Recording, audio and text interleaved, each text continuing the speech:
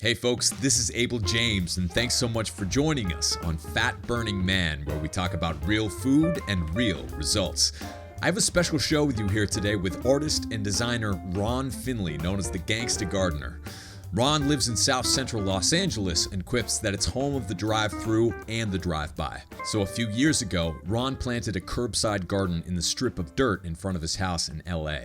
The city tried to shut it down, so Ron accidentally started a revolution and changed the game of urban gardening. Now he's teaching others to grow real food in urban landscapes, and it's transforming food deserts into food forests, one garden at a time. Before we get to the show, here's a quick update. Thanks to all of you who joined us in the Wild Diet 30-Day Challenge in the Fat Burning Tribe. There were thousands of you all over the globe. You guys totally rock. So here's what a few of you are saying. I just want to share this quickly with you. Rogelio says, ever since I joined this group, my life changed for the better. Meeting all of you fantastic individuals helps me get by motivating me to do better every day. In 34 days, I lost 27 pounds, and people keep giving me compliments on how nice I look now. I started at 293 pounds, and now I'm at 266 pounds. I'm not going to stop until I reach my all-time lowest. Then I can finally start my second chance in life. Actually, you can start it right now, man. So Janet says, hi, Abel and Allison. I started dabbling in the wild diet. I am now down 17 pounds total, and I'm ecstatic about the beauty of this new lifestyle. And thanks for calling it a lifestyle. My blood pressure medicine has been cut in half. My Mobic for body pain has been halved as well. My doctor foresees that I will be off these meds in no time, and she was beyond thrilled with my progress at my visit last week. She wants to hear all about the wild diet, said it was perfect, and is going to spread the word to her patients. That is freaking awesome. Anyway, it keeps going. My clothes are beginning to hang on me, and I need to go shopping. Yay! I have renewed energy, and amazingly, I am beginning to crave the veggies. This will be my lifestyle forever, and I thank you both from the bottom of my heart. Well, thank you, Janet, and I really appreciate that you brought up the fact that you're starting to crave veggies now, because that's one of the weirdest things about the wild lifestyle that most people experience is you come from, eating veggies growing up or whatever was always hard work, right? It was something that you didn't want to do. But after a while, once your body learns to link the way that you feel with what you eat, not just at that very moment, but also in the few minutes following, in the hours following, and even in the days following, your body starts to realize that veggies are a really good thing, and you start to crave them. So that is a very good sign. Congrats, Janet and Rogelio. You guys are awesome. And if you're listening out there and you want to take part in this crazy, wacky, wild lifestyle, we have more good news. During the challenge, members said that the Wild Diet 30-Day Meal Plans are some of the best nutrition and shopping resources you've ever used. So we're going to make monthly, done-for-you wild meal plans a part of the tribe membership. So when you join the tribe, you'll now get a new set of 30-day meal plans every single month. You'll never have to worry about what you're cooking for dinner again. The Wild Diet is about changing your attitude toward food, eating the most nutritious food you can find and afford, and changing your habits for a lifetime of health. So if you're ready to start eating delicious food and shedding stubborn fat, check out the Wild Diet challenges and meal plans in the Fat Burning Tribe. You can join us today at fatburningtribe.com. That's fatburningtribe.com from any device. All right, on to the show with Ron Finley, the Gangsta Gardener. You're about to learn how Ron changed the laws of urban gardening, why growing your own food is like printing your own money, how to change a kid's life with a tomato, and much more. Let's go hang out with Ron. Hi folks, I'm stoked to be here with Mr. Ron Finley here today. Nicknamed the Gangsta Gardener and the Renegade Gardener, Ron Finley planted organic vegetables in the parkway in front of his South Los Angeles home, and a revolution was started. Ron's belief that gardens build communities has blossomed into a quest to change how we eat, and the eventual founding of the Ron Finley Project, an organization dedicated to changing culture and growing people. So Ron, thank you so much for coming on the show. You're welcome, Abel. Thanks for having me. You bet. So you started small. You just took a bit of land in your neighborhood, started growing food, but you accidentally started a revolution. Can you tell us a little bit about that? Yeah, I had no idea that I would be sitting here talking to you, and that this would go all over the universe. Yeah. So it's kind of crazy to me that it's almost like I've been nominated for this position. Sure. that I had no idea I was supposed to be doing. I'd vote for you, man. I honor it, and I'm inspired by it, And the fact that, I've been able to change lives around the world it gets me up every morning. You know, some of the correspondence that I get, you read them and, you start tearing up. Just this simple thing that growing food, but it goes further than that to me. It's because it's not about food. It's about, I tell people I grow people. Yeah. And hopefully they grow food. So, I mean, the common denominator into everything to me is people. Yeah. And that's where I started. So, I mean, a lot of people know the story about I started gardening on my parkway. I started an organization where we started putting gardens in and around South Central for free, to anybody who wanted a garden. And then, the dynamics of a group kicked in. Yeah. And, my group really was, even though I was the founder, it wasn't what I intended it to be. All of it was, those people have a Mercedes. And I'm like, I don't care. I don't care if you're in South Central and you want a garden and you say you're going to take it up, you get a garden. So it became stuff like that. And I didn't want to be a part of that because that's not my business. I'm not the government. I don't care how much money. It wasn't a poor, downtrodden, Sure. People down on their luck kind of, charity case. It wasn't that. It was like the whole community. In a place like South Central, you have $200,000 houses and you have $2 million houses in South Central. So it's that kind of neighborhood. So the whole area to me, I call them food prisons, not food deserts. Yeah. So and I just wanted to change that. So I had to again start another group. With that kind of had my belief, to keep it where I wanted to keep it. Which was what we call in the hood, nobody set tripping. What set tripping is like, this religion don't hang with that religion. This gang don't hang with that gang. That we don't set trip. It's like all comers. We're all human beings, and that's how I want to treat this. And that's one of the coolest things about food and eating. You're all equal when you come to the table. You know what I mean? And it's one of those rare opportunities for that. But I want to share something that I experienced. I worked in DC right out of college, and sometimes I'd volunteer. And I remember I volunteered to help some kids in the city learn how to cook, and I pulled out a big like heirloom tomato, and a lot of the kids freaked out because they're just like, "What is that? I've never seen that before." And I'm like, "You've never seen a tomato before? Like where are we at? And so when I watched your TED Talk, I was getting all choked up because it is so poignant that you can change someone's life with something as simple as a tomato. And I think you said in your talk, if kids grow kale, they'll eat kale, right? Yeah, because you now have skin in the game, and that's what's happening now. Everything, I mean, everywhere. I don't care, what your economic background is. If you don't have a hand in any of your food, you're a slave. I don't care how much money you got. And people don't get it. They're controlling a major portion of your life where you get your nutrients from is your food.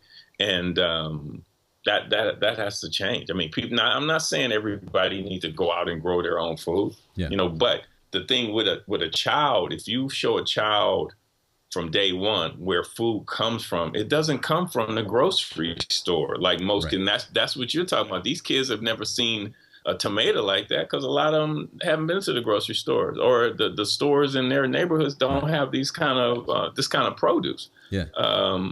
It's all about changing that paradigm. This system was designed like that. These neighborhoods were designed like that. We have to change the design, and that's what I'm trying to do. I mean, once you get a child in that garden and they start gardening, it gets seduced by the soil. It happens. I've seen it happen too many times. But it's sad that, and I'm so glad that I'm glad that you got to see that. I'm glad that, because a lot of people don't realize that, because you have these people, oh, if those people wanted to eat better, they could, and they don't get it. There's nowhere to eat better in these communities, and nowhere. But you're changing that in your own special way. I mean, I am, but it's not. It's just not at the rate, I guess, that I want to. But I have to celebrate my my wins. I do. I have to, and it's hard sometimes because it ain't nowhere. It's not close to where I want to see or what I want to see. See, my whole thing is, if I bake a cake, I want to eat a piece of it. It's not about 2020, 2050, 2060 to me. It's about right now. My future is 5 minutes from now. Yeah. Okay. So I want to see, if I have a hand in the change, I want to see it. I don't, I want to be a part of the future. Yeah. I don't know. Well, I hope this tree grows in 2062. I want to, if I planted it, I want to eat some of the apples off the tree and see it, see it grow. I'm going to share them, but I want to see it, Well, that's the good thing about tomatoes. They grow a lot faster than that. Yeah. Well, what I did, I got to tell you, I did have this freak situation with a nectarine tree. Okay, it's 18 inches of soil, but I did make the soil, and I used the guy's, Square Foot Gardening, Mel Bartholomew. He has this mix that he does. Yeah. I think it's peat moss, compost, and some rich soil, if I remember right. And I put it in, and there's just a nectarine seed that was thrown over there. And so, I look a little later, and there's this branch. Huh. And then a year later is a tree with one piece of fruit on it, and I'm like, how the hell is this thing growing in 18 inches of soil? Yeah. I have this giant, I could actually take the computer and let you see it. It's just a ginormous nectarine tree now, 2 years, 3 years later, they're fruits. So wow. It's just, I think if we expose like people, kids, to this magic, this alchemy, this Mother Nature, what she does, it's like magic, man. It's so simple, but yet it's so complex, Yeah. So what have you seen in people who have gone from, maybe not knowing what a tomato is, a kid, for example, to, working on one of your gardens, seeing how it kind of transforms not just everyone who's walking by and seeing it, but especially the people who are getting the dirt under their fingernails. What does that do to people? The soil under their fingernails, not the dirt. Thank you. It's a big difference. I've been able to witness just people changing their whole lives, and because it changes your mindset. It of what's important, of where things come from, or what happens. It's like with me. Gardening taught me that nothing ever dies, ever. Okay, it's an energy transfer. When you see compost do what it do, you realize, okay, this is a lot of interesting stuff here, but I got two things. I got nitrogen and I got a carbon, and I put them together. Why am I getting 150 degrees if this was dead? Yeah. So it made me look at life differently. Like with us has been organic material. Do we die? Does anything die? Or is it just an energy transfer? And that, I mean, when you have a child put a little teeny seed in the soil and they take care of it, the lessons that are being taught there are, they're unmeasurable. You can't measure them. Yeah. Because they're learning how to take care of things. They're learning that there is a system that you can't jump, right. To the next. No, there's a system in place here, and you have to follow it. And right now, everybody's trying to change that system. And I tell people, Mother Nature, if it was Vegas, she'd be the house, because Mother Nature don't lose. If you think Mother Nature loses, ask those people in Pompeii how it worked for them. Yeah. Mother Nature don't play. So, but what I would like people to realize in my garden, we are nature. We're the same as the bumblebees and the worms and the butterflies. You know, we're not going to see. We're nature. We're a part of nature, and I think we lose sight of that. Yeah. You know, that we are part of this ecosystem. So why don't we, just like a bee builds their honeycombs in the beehives, why don't we make an efficient system for ourselves to live, for ourselves to survive? Mother Nature's going to be fine.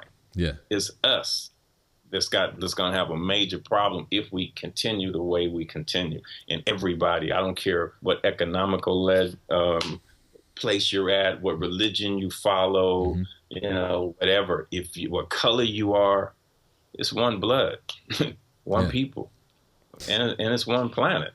Yeah. And that's such a good point. Like when you start growing something, you're kind of responsible for a good change that you see, you realize that maybe being a human isn't all about consumption. It's about production as well. It's about creating something. And that's one of the things I love about your story is that, you know, you're an artist, right? And so you see growing something as an agent of creation. And I think so many people miss the point when they're just like, oh, I have to do this. I have to garden, or I have to, you know, grow my own food. And what a bore, what a chore that is. It's a gift, right? Yeah, the way I see it, it is. And once you get to it, it seduces you. And mm-hmm. once you taste the flavor, and I think a lot of it too is pride.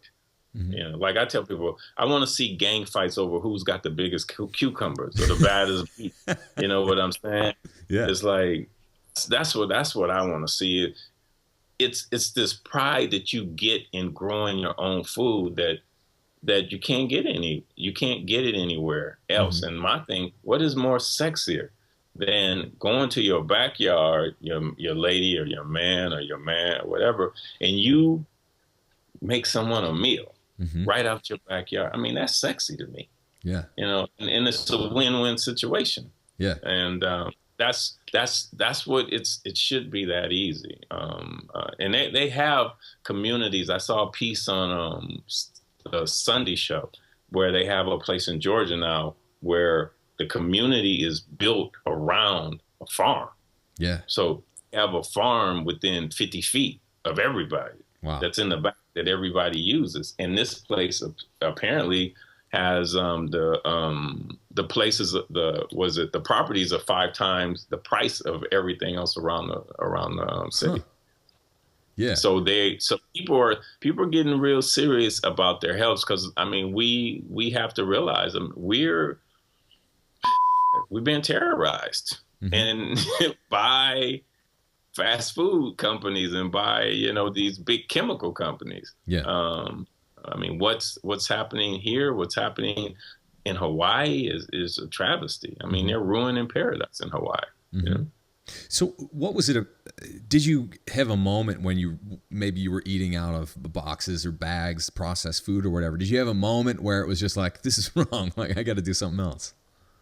You know, one of the moments was when I went to the store and I was looking at tomatoes, as a matter of fact, and I picked it up, and they're all the same. They're all perfect.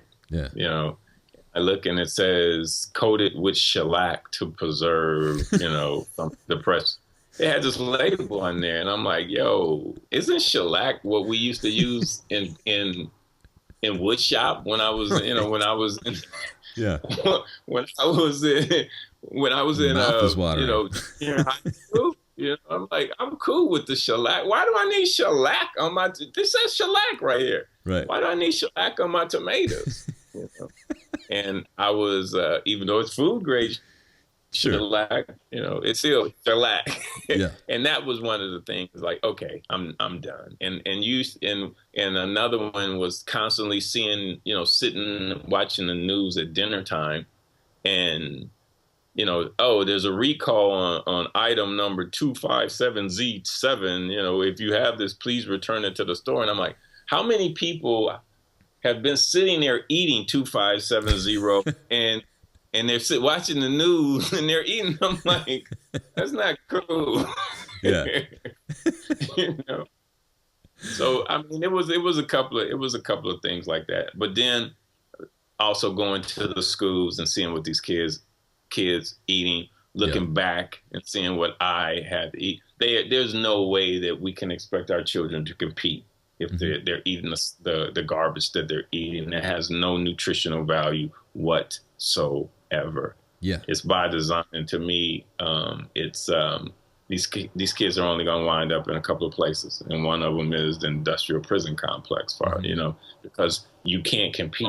You're not learning what you're supposed to be learning. You don't, as you know, your brain capacity, your body, you're not getting those nutrients in your body where you have, where you can take in the nourishment that you need to take in. Yeah.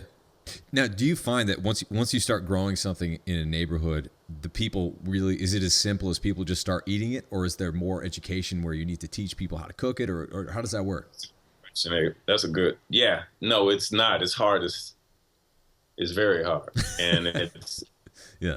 No, it's hard, especially with being an African American. What I have to deal with is doubly because, first of all, you have the convenience of the convenient food that is convenient killing you, but they don't tell you that.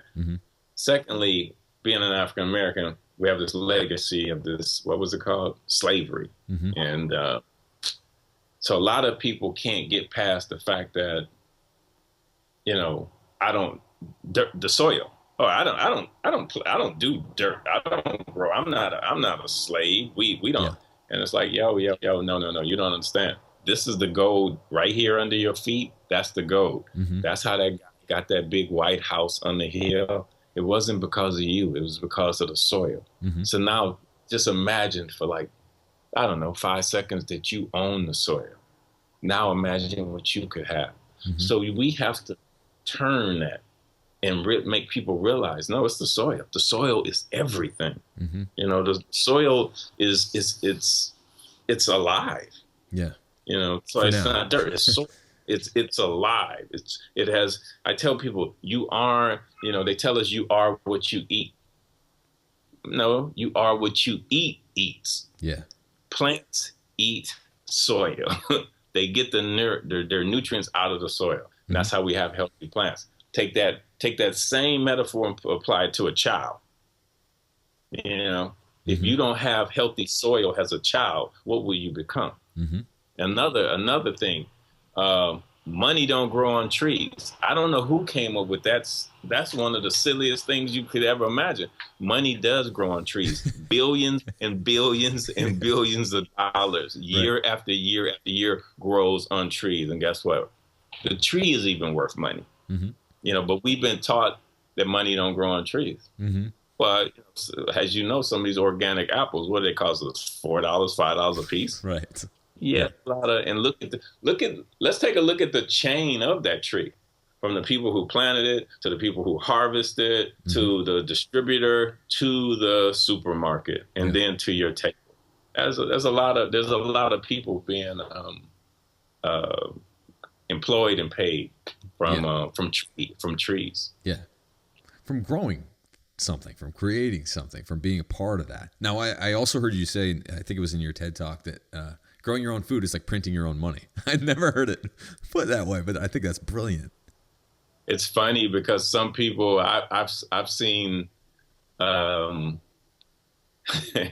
seen some what they call them, like Facebook posts and different posts, and it's like, this guy's an idiot, you can't grow money, and it's like it's illegal to grow money. Where does this clown come from? I mean, I've seen people like 200, they're just skewing me, and I'm like, welcome either to the internet. Either they get it or they're acting like they don't get it, but yeah, it's funny, but a lot of the people who get it, it's like, damn, you're right. They do realize it. It is because you're saving on so many different parts of your life when you grow your food, from your health, from time that you can have now, from you being out there. It becomes your meditation.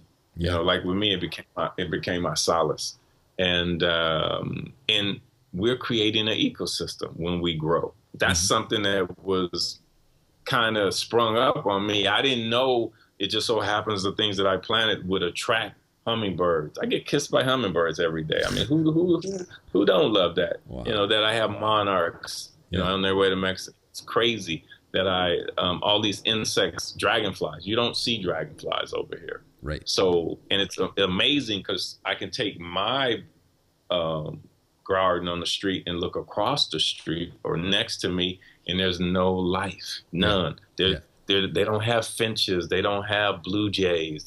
I have birds I haven't seen in 20 years, 30 years in this neighborhood.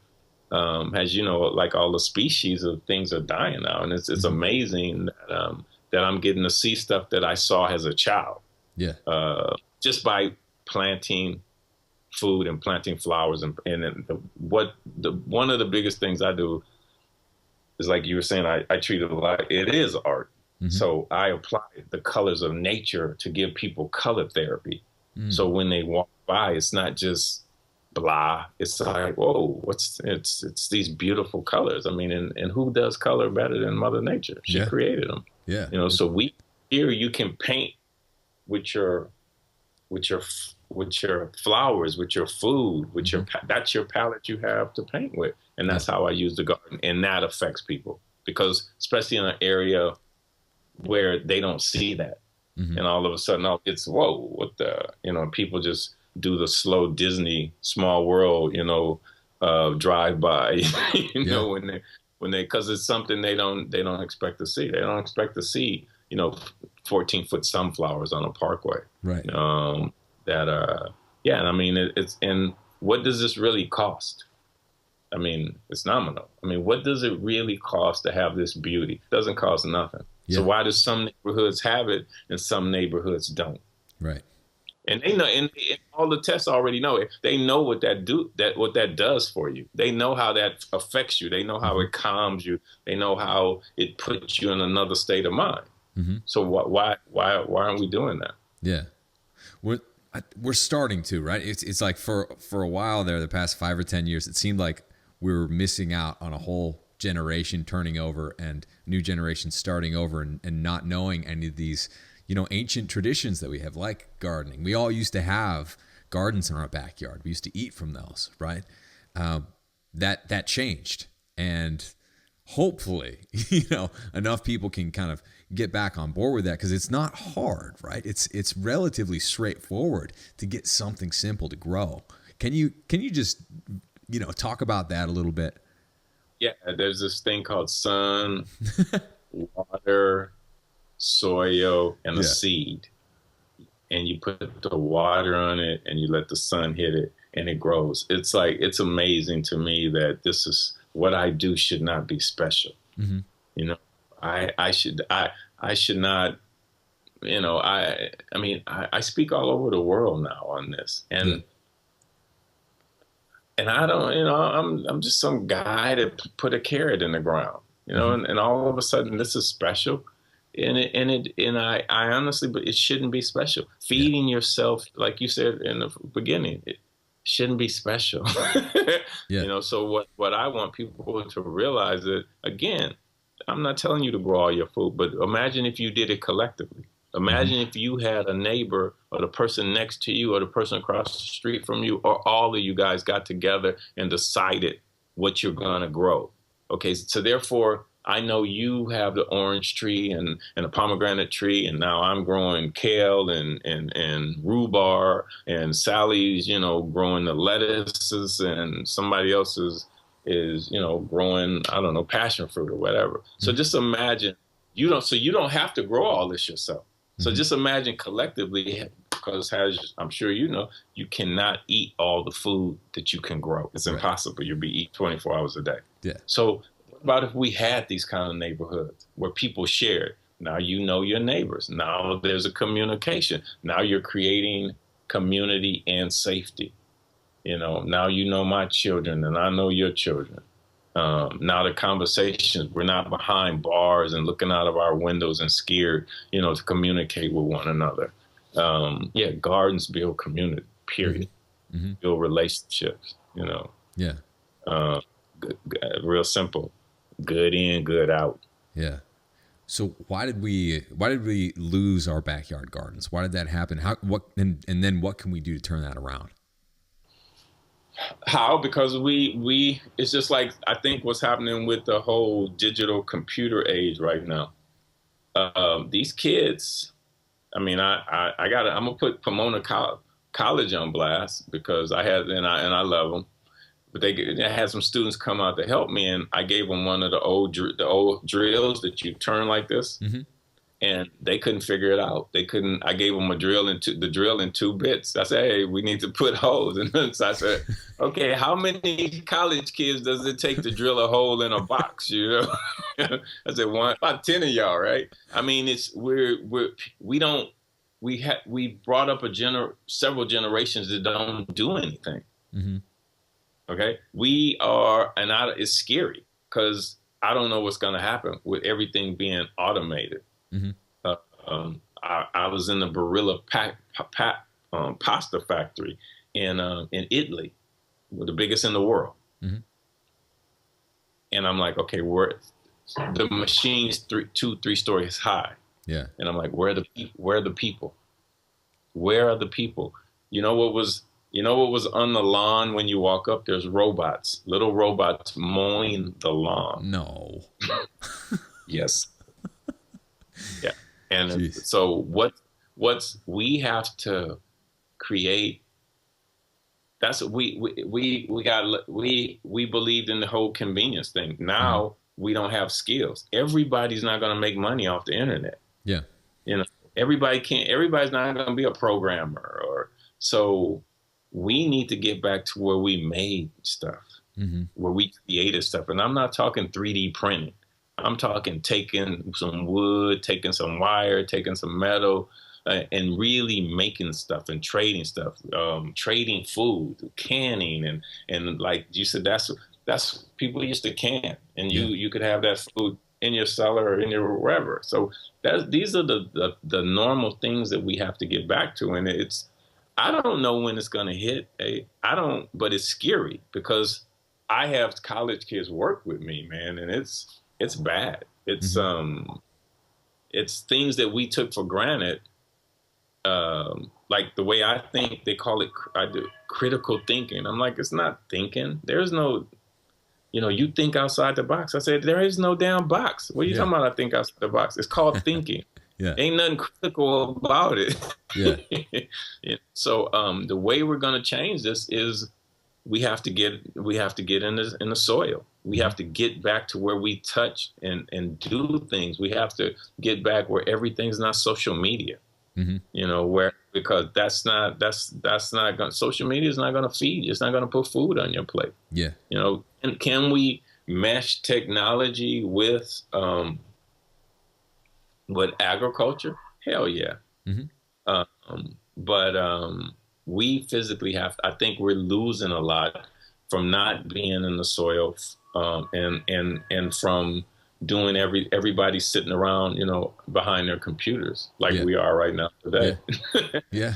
It's a double-edged sword for sure. Yeah, no, it is, because definitely it gets the word out. I mean, if you take my some of the talks I did, especially my TED talk, without social media, it wouldn't have hit what it hit.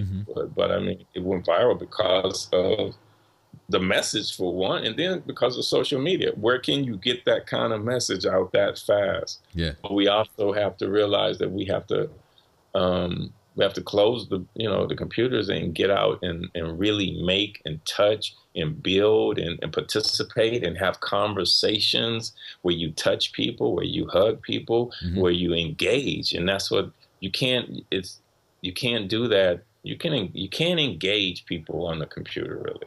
Yeah. And so there's social skills that there's generations that have lost any kind of social skills. Isn't it interesting? It's like we're losing our skills with the physical world, and then all of a sudden we're also losing our skills with each other. All of a sudden, like at the same time. What's that gonna make us? It's gonna make us drones. Yeah. And how many people don't know how to cook now? Right. Because of convenient food. That's scary. Think about that. There's people that literally don't cook because of convenient food. Yeah. It's not that convenient. Right. If it's killing you, it can't be. It's really not that convenient. Yeah. Well, it's So not that cheap either. It looks cheap, right, at first, but when you see the value of growing your own food and what it does to your body and how every other bill, especially the health related ones, start to just take a nosedive, it's life changing. And you said in your TED talk, it's like manufacturing your own reality, right? When you start to create something, when you start to really be involved with the physical world, when you look at soil and you suddenly understand that it's alive and you're responsible for it, something changes, right? Oh, totally. I mean, then it's like I said, it's a seduction. It literally does. And then when you realize and you stop and you see what it does, I mean, that it's this perfect circle. When I tell people a leaf falls for a reason in a particular season, it's by design. Mm-hmm. Okay, that leaf is just not a leaf. Like, and it's stacking functions is what that leaf does. It has multiple functions. First, it gives the energy to the tree. Okay, and then when it's time where the tree, goes down, the leaf falls off and it becomes a bed around the tree, it serves as a mulch. Mm-hmm. So the water just doesn't go in, it percolates down because of these leaves. And then what do these leaves turn into? They turn into soil. Yeah. So the tree is now feeding itself. And then what happens? It fruits and it starts all over again. So when you look at these circles, that's these systems that's been in place since the dawn of time, you realize how really, really simple and magical it is at the same time. Yeah. But we have to start looking at things as resources, mm-hmm. and not as trash. Like a leaf is not trash to me. When I look at a leaf, I think money. When I look at a leaf, I think I can make compost and I can sell that compost. Mm-hmm. So we have to, our job is to make gardening sexy. Yeah. Our job, that's why I call this, what I do, Gangsta Gardener. Yeah. We have to make gangster. We got to get gangster for Mother Nature, mm-hmm. Because if you heal your mother, you heal yourself. And that's what we need to do. So I look at things so differently now. Has everything I say, okay, what can I use that for? I know what it was used for, but what can I also use it to take it out of the stream? Mm-hmm. The rubbish, the trash stream. What can I use this for? Whereas when I finish with it, it's dust. Yeah. It's the way we have to just repurpose, restructure, renew, revitalize, rebuild, rethink everything. Yeah. And it goes against getting a new iPhone every year, right? And trashing whatever. The amount of trash that we create we're so desensitized. It's really terrible that they have it set up like that, because where is all these products going? Mm-hmm. What kind of landfill? Do they have any consciousness? They literally tell you, hey, when the new iPhone comes, we got a program. As soon as the new iPhone come out, you get a new one if you sign up for this program. Mm-hmm. That means that you're gonna make this obsolete. It's in a lot of these phones that the things that's on them is not that new. Mm-hmm. When they come out and mid-year, it's like, oh yeah, okay, they added a button and an app, and the colors, they got 3 more colors or something. But yeah. They really need to rethink that and be more responsible as far as what's happening to our landfill. All this pollution from these phones, mm-hmm. they're going into a landfill somewhere. Mm-hmm. Can all this stuff be recycled? Is it recycled? How many phones do you have sitting in a drawer in your home? Yeah. So it's to me it's kind of criminal. Yeah. We're creating this, and of course, where does everything wind up? In our ocean. Yeah, so it's our responsibility to actually make sure that something grows too. So we're coming up on time, Ron, but before we go, I want to make sure that we tell people what you're working on next, where they can find you.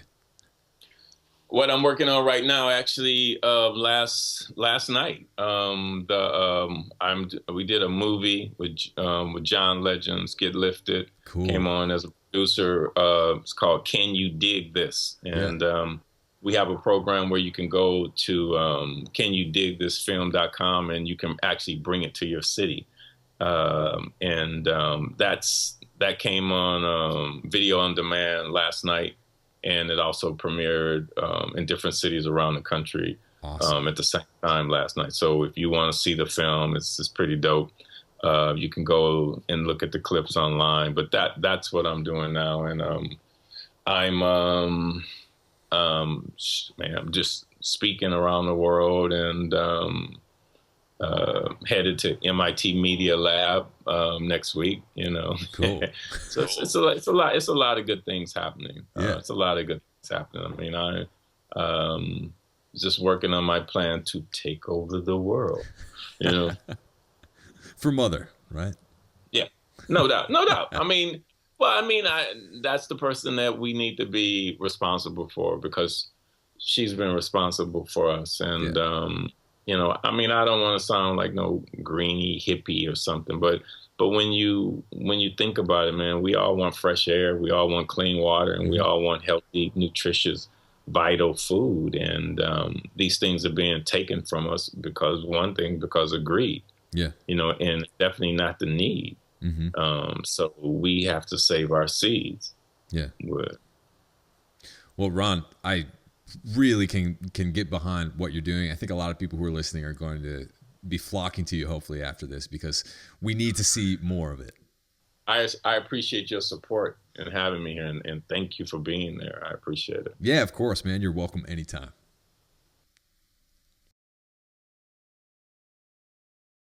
Thanks again for listening to Fat Burning Man. Don't forget, before you go, check out fatburningtribe.com. If you have a question for me that you want answered about how to improve your performance, what to eat for dinner, how to drop fat quickly, how to improve your overall health, or anything else, we answer all of your questions there. So quickly, you can get the first month for just $1 for a limited time.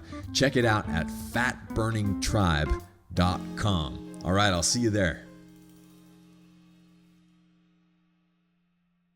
Thank you so much for joining us on this episode of Fat Burning Man. If you liked it, don't forget to hit the subscribe button on iTunes, Stitcher, YouTube, the podcast app, or wherever else you might be listening to or watching this show. Got a second? Please leave me a quick review on iTunes. I always love hearing from you, and if you think someone else might like and benefit from this free show, please take a second to share it with a friend or with a family member. You can get in touch with me on Twitter at FatBurnMan and Facebook by typing in Abel James or Fat Burning Man. Drop me a line anytime. Did you know that I've recorded over 150 episodes of Fat Burning Man, winning 4 awards in independent media and hitting #1 in more than 8 countries? And here's some more good news. You can download and listen to every single episode for free. All you have to do is type in fatburningman.com. I'll give you a second to type it in, fatburningman.com. And you'll get all the show notes in video and audio versions for all the past episodes of Fat Burning Man. Better yet, enter your best email at fatburningman.com, sign up for my newsletter, and I'll even send you a quick start guide to start burning fat right now and a few of our ridiculously tasty recipes as a special thanks for signing up. Once again, just go to fatburningman.com right now, enter your best email to get your free fat burning download straight to your inbox, and make sure that you never miss a show again. This is Abel James signing off. Thanks so much for listening, and have a great week.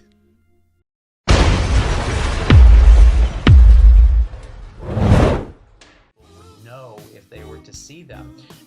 And these studies all show the wild versions contain significantly more phenolic compounds, which contribute, in this case, to a higher antioxidant capacity than cultivated foods.